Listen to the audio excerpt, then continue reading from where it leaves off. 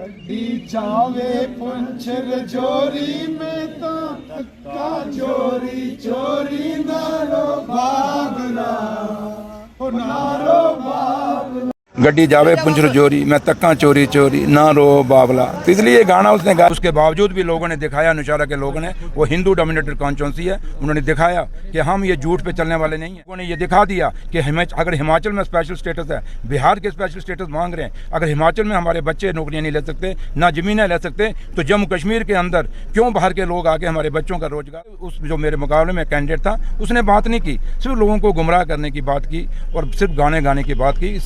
नौशहरा के लोगों का शुक्रिया अदा करना चाहता हूं ताकि इन्होंने फिर से एक बार सच का साथ दिया और झूठ का साथ नहीं दिया है। ये कहा है सुरेंद्र चौधरी, जो कि नौशहरा से एमएलए बन चुके हैं, जो कि बीजेपी के रविंद्र रैना के खिलाफ इलेक्शन लड़ रहे थे। मैं आपको बताते चलूं, आज सुरेंद्र चौधरी श्रीनगर पहुंचे, जहां पे उन्होंने जो है जम्मू कश्मीर नेशनल कॉन्फ्रेंस के लीडर्स के साथ मुलाकात की और वहां पे मीडिया से बात करते उन्होंने कहा कि उनके लोगों ने फिर से उस पर एतबार किया है, सच को जिताया है, और जो झूठे लोग हैं, जो हमेशा झूठ के दावे करते हैं और जो हमेशा जो है लोगों के काम करने के वक्त गाने गाते हैं, उनका सपोर्ट नहीं किया है।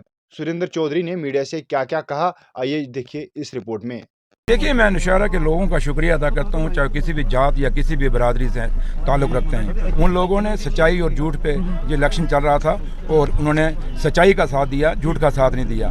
और नौशहरा के अंदर जो DIG रजौरी था, पुंछ था, SSP रजौरी था, DC रजौरी था, नौशहरा की एडमिनिस्ट्रेशन थी, SHO नौशहरा के गाड़ी में जाके शराब और पैसा जा रहा था। उसके बावजूद भी लोगों ने दिखाया, नौशहरा के लोगों ने, वो हिंदू डोमिनेटेड कॉन्स्टिट्यूंसी है, उन्होंने दिखाया कि हम ये झूठ पे चलने वाले नहीं है, हमें काम दिखाने होंगे। काम बताइए 10 साल में आपने क्या किया। जब काम की बात आती है तो वो गाने गाने शुरू कर देता है, जब काम की बात करने की आती है तो वो हिंदुस्तान और पाकिस्तान करना शुरू करता है, जब काम करने की बारी आती है, लोग सवाल पूछते हैं, तो वो हिंदू और मुसलमान करना शुरू करता है, सिख और ईसाई का मसला उठाना शुरू करता है। इसलिए लोगों ने, नौशहरा के लोगों ने पूरे जम्मू कश्मीर में एक मैसेज दिया कि भाई जो प्रदेश अध्यक्ष था बीजेपी का, जो कहता था कि जम्मू कश्मीर में बड़ा कुछ काम हुए हैं, नौशहरा के लोगों ने दिखा दिया कि यहाँ काम नहीं हुए, हमारे घर घर में बच्चे बेरोजगार हैं, हमारे बिजली और पानी के मसले हैं, हमारे हॉस्पिटलों के मसले हैं, खिता पीर पंचाल का जहाँ रेलवे का मसला था, खिता पीर पंचाल का 4 लेन का मसला था, खिता पीर पर में जब गर्मियाँ आती हैं, वो लो वोल्टेज आती है, उसके मसले थे।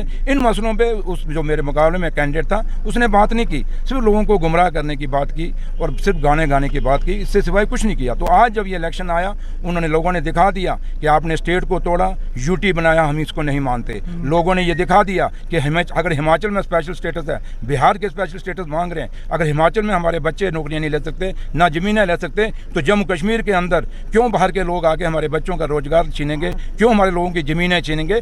इन मुद्दों पे नौशहरा के लोगों ने वोट डाला और मुझे कामयाब किया। इसलिए उन सबका मैं बहुत बहुत शुक्रिया अदा करता हूँ जिन्होंने मेरा साथ दिया और एक जंग में मुझे जिताया। वहाँ देखिए, जम्मू में कांग्रेस ने मैक्सिमम सीटें ली और नेशनल कॉन्फ्रेंस को उन्होंने कहा कि इतनी नहीं दी। अगर नेशनल कॉन्फ्रेंस को कांग्रेस सीटें देती, मैं दावे से कहता हूं कि सुपड़ा साफ कर देना था हमने बीजेपी का। ये क्या कहते हैं, क्योंकि कांग्रेस उनको कह के कैंडिडेट नहीं दे पाई, लेकिन हमारे पास कैंडिडेट थे नेशनल कॉन्फ्रेंस के अंदर।